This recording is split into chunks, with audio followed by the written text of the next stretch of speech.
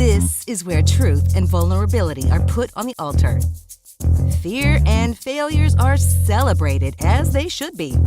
And we unapologetically peel back all the layers. Welcome to Bare Naked Radio. It's time to get raw, real, and inspired with your host, Dawn Gluskin.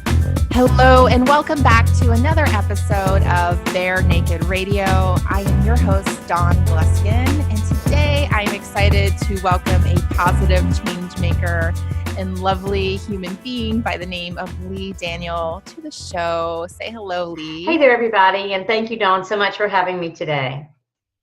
Oh, it's my pleasure. Leigh came highly recommended by a wonderful friend of mine, Debbie Sodergren, and we just talked a bit before the show, and she's lovely, and I cannot wait to talk to her. She's got a really interesting background, and you guys are going to love her. So Leigh had been practicing as a family lawyer for almost 20 years when she realized the energy and stress was taking a toll on her.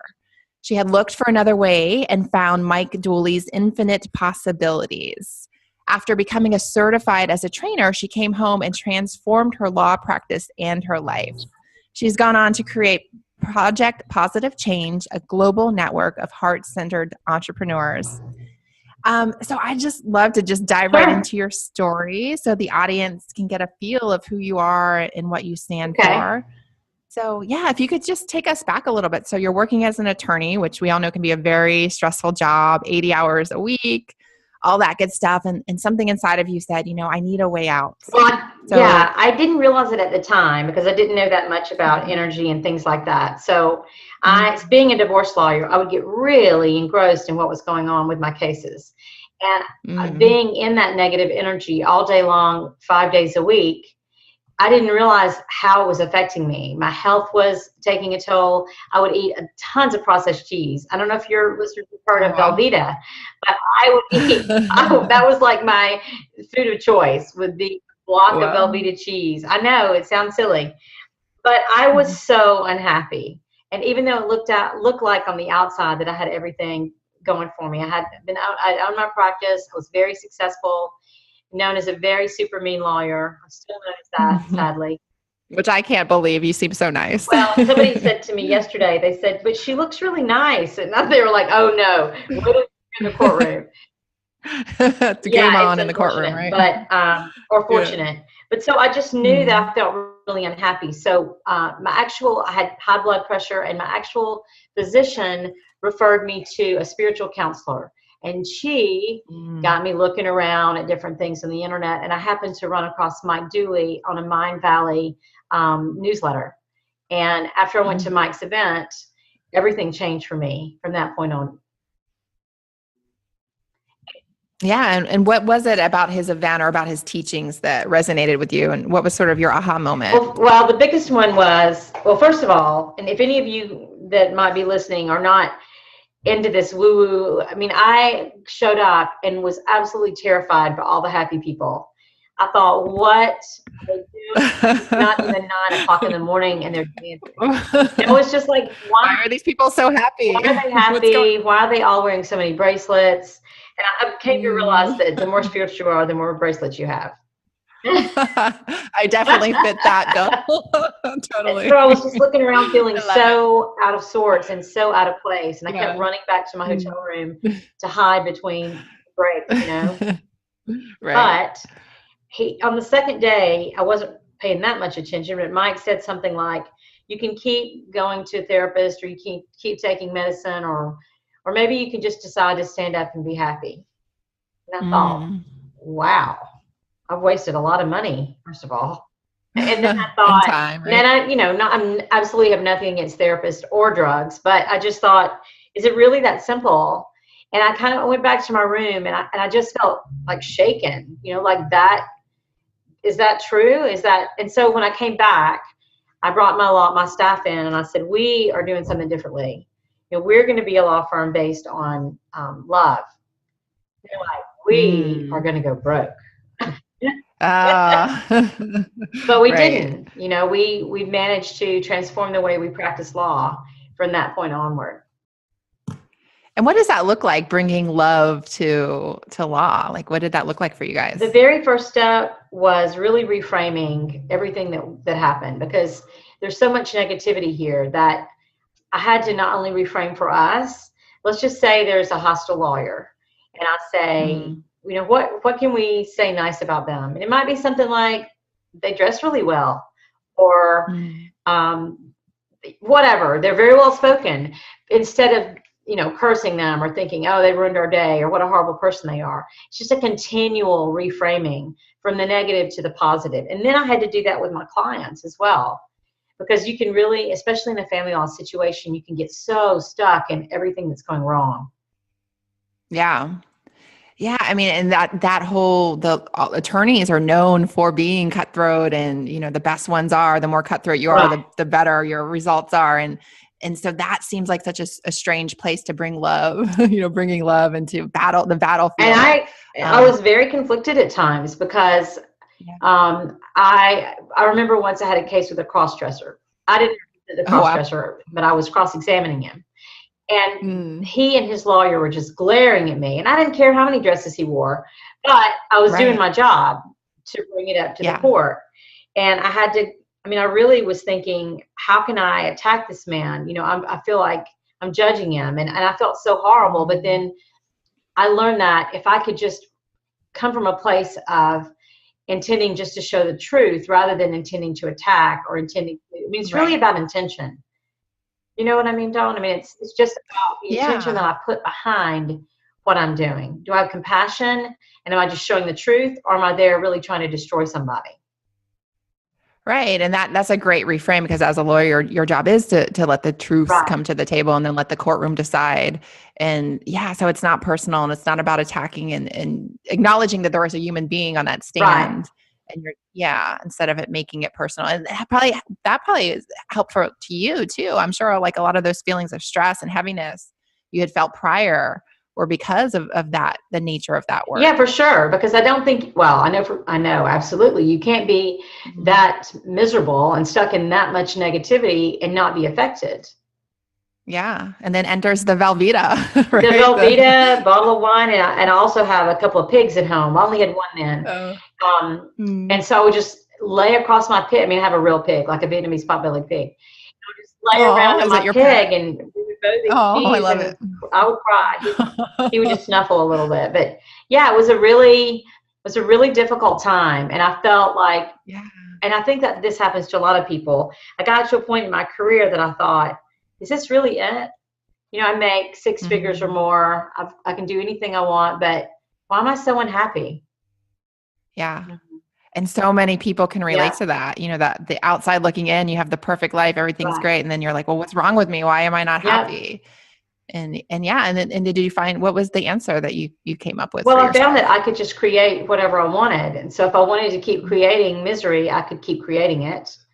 And if I wanted to create something different, I had to think about something different. And Mike Dooley's his thing that he says is thoughts become things. And so I really started putting that into practice and thinking about what I'm thinking about. But I had to start looking at my thoughts and seeing, how am I approaching things? And so I stopped calling client spouses. Like, they really want you to call the other person name, right? Like, what about this person? They're so-and-so.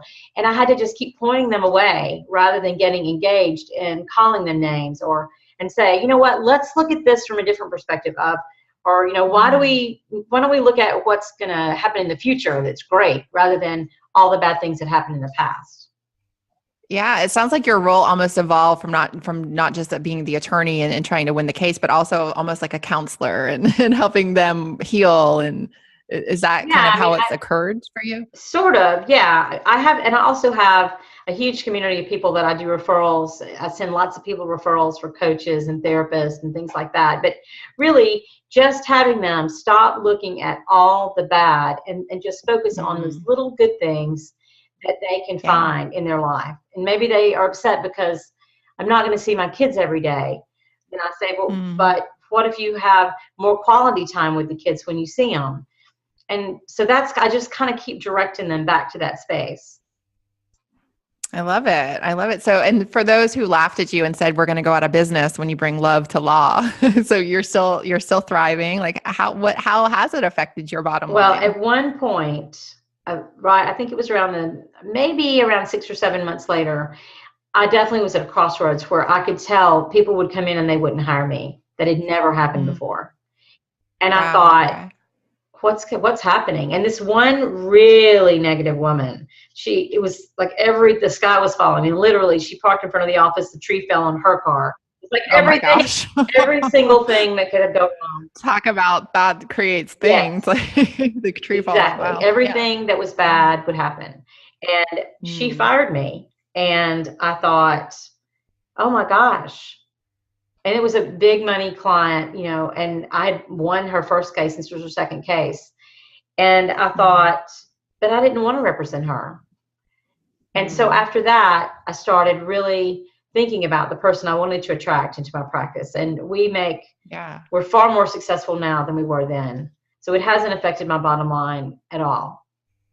Yeah. And not only that, so it seems like it's affected it positively, and you're getting the clients that you want to work with. Right. Yeah, which is beautiful. I mean, that's like doing the work that you love, working with people that you want to most work with. I mean, that sounds like a perfect ending. Well, I mean, my law firm my website has positive change all over it, and Buddha's all over the office. And right. So I think if they walk in, they're going to kind of or they've looked me up online at all, they're going to see that my platform is about being positive, bringing positive change into their lives. And that's all that I talk about. And it doesn't make me any less of a competent or tough lawyer. It just means that I do my job, and I do it from a place of respect for the other people. Yeah.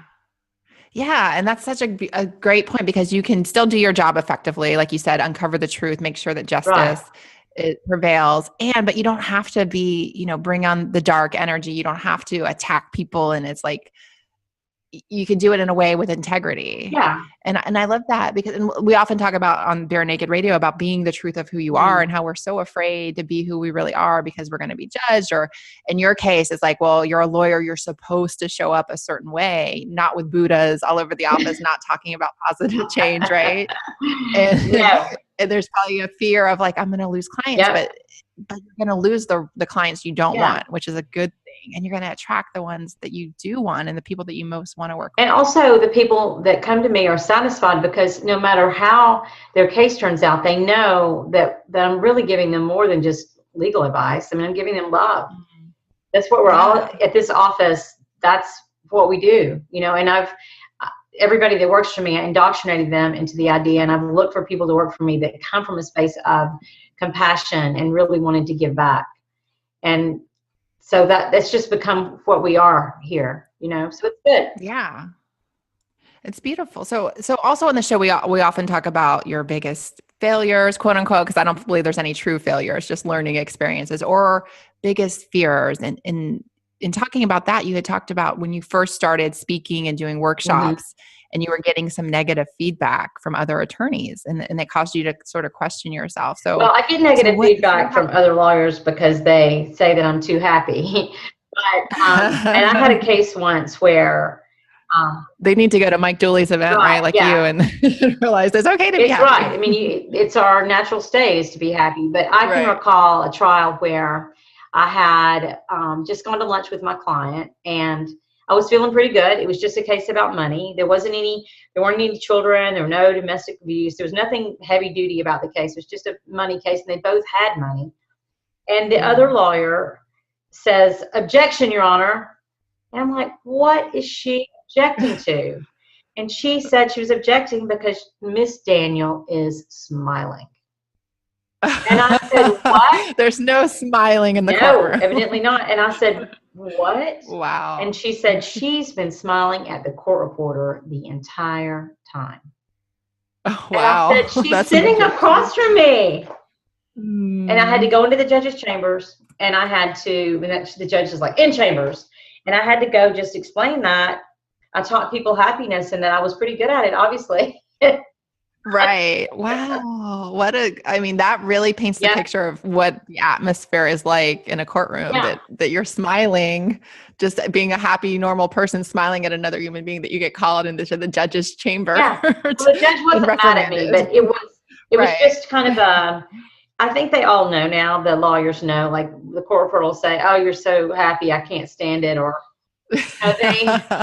one lawyer says a little song, "Happy, happy, happy," I'm like, yeah, whatever. But Mm, I think they are used to it now. But there's not a lot of smiling in the courtroom. right.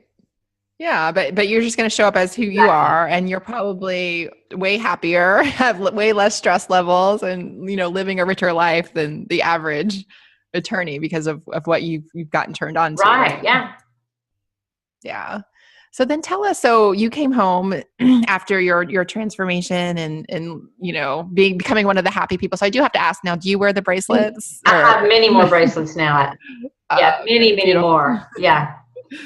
I love it. I love it. So then you went on to create Project Positive Change. So tell us about the project and how it took off and where you guys are at Well, now. after I found out that life could be different, I was really on fire to teach more people. And so I went and coached or taught 100 people Mike Dooley's out of his book and his workbook. That was first. Then I started doing retreats in Key West, Florida, and I did 9 successful retreats there. And I met so many people. I started writing on a Facebook group, We Share Infinite Possibilities. And I met tons of people who wanted to make a difference in the world. And we didn't know how to do it. And it was so expensive to get started doing online marketing. And lots of us had other jobs. And so I said, what if we just formed this community and started helping each other? And so that's what I did. It's been almost 3 years. April 1st was my very first webinar. And the first people that joined, I thought, I can't believe you guys are joining. I just have an idea. But soon we set our goal for 111 people. And that's how many joined by mid-July.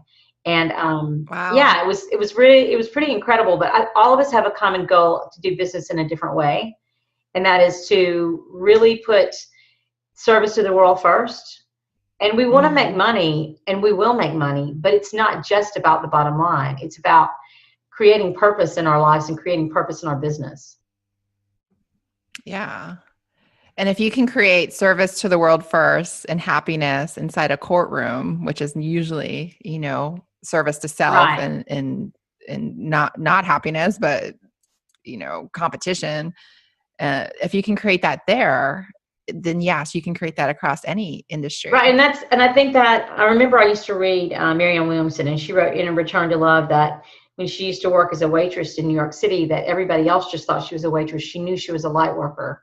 And I really think that's all of our roles as light workers in wherever we are, whatever we're doing. If we can just bring that higher consciousness and that higher vibration to wherever we are, then we're shifting things just a little bit.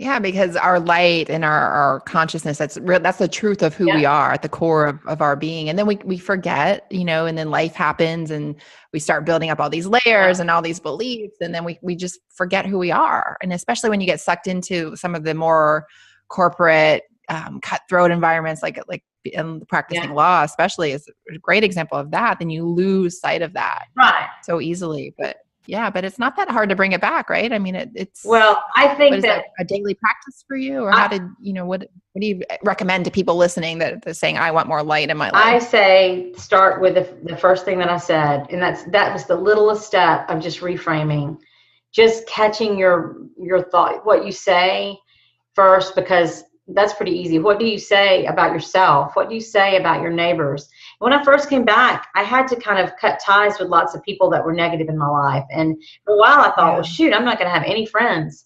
Now I have a community of, hundreds of people who support and love me. But I didn't want to be around people who are gossipy or who are backbiting or competing. And I just cut that out of my life.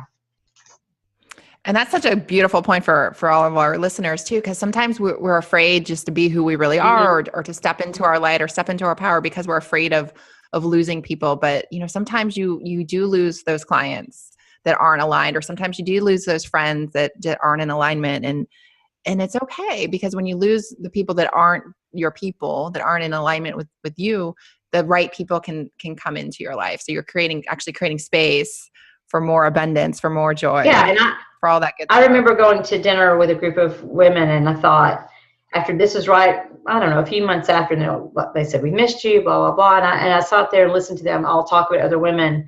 And I thought, I don't want to be here. I don't want to do this. I don't want to talk about other people. I want to lift people up. And And if it doesn't feel good, and if you're doing it, if you're a place that, I know there's some things you can't, because I certainly can't avoid going to court every day, and it sure as heck doesn't feel good all the time, most of the time. But if you can choose, and you're in a place that you don't feel good, then don't stay there. We have a choice to choose something that lifts us up and makes us feel great, or something that makes us feel bad.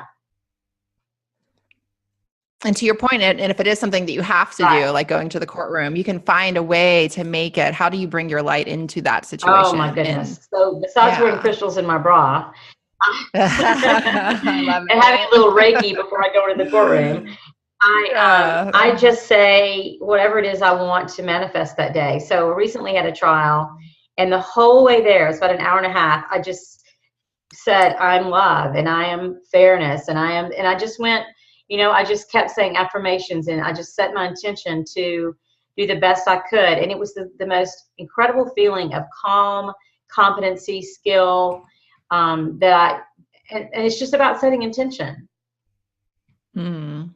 And I love that, because it's such a great role model for people, because a lot of times people will be, maybe stuck in a job that they don't love, and there's like another calling for them. And they're like, well, how do I do both? I can't quit my job because I still need the income. I'm not in a place to do that yet, or maybe I don't want to for other reasons. And I have this calling, this passion to do something else, like a soul calling, right? And it sounds like you've got the best of both worlds. You're bringing love into the courtroom, and you have your project of positive change. And how do you manage it all? Like, how do you just work constantly? Or I work a lot, but I have a great team. I have a team of people with Project Positive Change. I have a team of people at my law office. And I just surround myself with people that have the same vision that I have, and know what the end result is, which is to make, especially in my domestic practice, to make them leave in a better place than they were when they started. Not just financially, or not just with their children, but actually to have a piece of hope. Yeah. So it sounds like you're really invested in your team and in helping them transform. It's not just they're going to, if they come to work with you, they're going to get uplifted, and you guys are going to grow together. The first thing that I've hired 2 lawyers since that happened, and both of them, in fact, and I fired one guy too, because he was really angry and negative. And I just said, I can't have you acting like that. But the people that I've hired are positive. They can see that silver lining. They really care about the people that come into office. They're not just a file. They're not just money. They really mean something. Yeah. No, and it's beautiful, because in the business world, sometimes we can forget we're working with humans. It's not just a number on a spreadsheet, or those are real people with real feelings, with real lives. Right. And I recently spoke at an event in the UK to about 100 women, and I was trying to share because I have a very successful law practice, and I was sharing that by even showing some vulnerability, showing your clients that you're a real person, telling them anecdotes, connecting with them. That's why I find that I've been so successful. And somebody wrote a comment that I had shown her a way to do business that she'd never thought of before. That's such a great point, because a lot of people correlate vulnerability with weakness. It's like being vulnerable. I'm opening up to you can hurt me now. I'm opening myself up to attack, but you actually find strength in vulnerability, which is how I view it. And the other people that are around you, that enables them to show themselves as well, right? I mean, if you're willing to share, and my dog comes to work with me, that helps a lot. No pig at work? Just the dog, not the pig? No, those pigs are too big. One of my dogs comes here, and I have lavender oil on. If the people are especially stressed, I'll get the lavender out, and it just makes everybody feel like there's a light at the end of that tunnel. Yeah. Well, you sound like you're doing it right. You've got lavender oil, you've got the dog, you got the Buddhas, you got the crystals and the Reiki. I'm like, I want to go to your lot because that's where it's going on. It sounds like. Dawn, you don't want to come here. True. This is where people get divorced. That is true. I just want to come hang out. And I just bought a farm as well, so I can't. I'm so excited about my new farm. Aw. I love it. So how did you end up with the pigs in the farm? The pig lives actually in the city, so hopefully nobody that works for the city is going to be listening to this today. But I call him a hot piggy in the city. Yeah, I love it. But I had a picture of a pig over my bed, like an art piece of a pig lounging on a couch for years. And then I had another picture in my kitchen of a pig. And when I went to this flea market one day, I didn't go with the idea to buy a pig, but I'm pretty sure that having those pigs in my house are exactly why I ended up with a pig. He's a lovely guy. Impulsively, you're like, I'm buying a pig today. Yeah, I'm like, let's take this hog home. Yep. Wow. I love it. Why not? Right? Exactly. Well, I love it. I love it. Well, you have been such a joy to talk to you. And of course, the show always goes by so fast, but we're coming to that time in the show where our listeners who are loving you and your energy, and they want to find out more about the Positive Change Project. Like, how do they get in touch with you on social media, on the web, and where can they go? Okay, so thank you, Dawn, for asking. We have a really great Facebook page called Project Positive Change. And on the page, I have 180 members from 25 countries. And we just have all kinds of videos helping people with so many different things, from their pets to their careers to Akashic record readings, intuitive readings. And so you can check us out on Facebook, Project Positive Change. And then we have a website, projectpositivechange.com. And you can reach out to me on social media. Just send me a Facebook message or find me at my Facebook group, We Share Infinite Possibilities.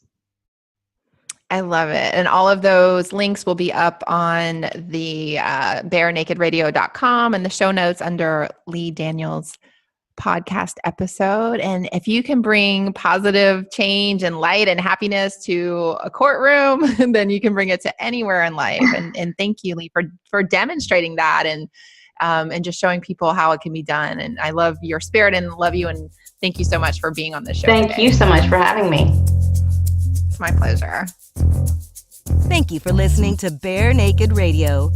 We invite you to join us in the Naked Soul Tribe on Facebook and sound off about this episode. If you enjoyed the show, please rate and recommend on iTunes, Overcast, or wherever you get your podcasts. And make sure you connect with your host at Dawn Gluskin on Facebook, Twitter, and Instagram. All show notes and links are accessible on barenakedradio.com.